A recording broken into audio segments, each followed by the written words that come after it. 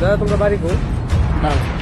না বাড়ি কই হ্যাঁ এটা এইসব কারণের জায়গা হ্যাঁ এই থানা ফোন করো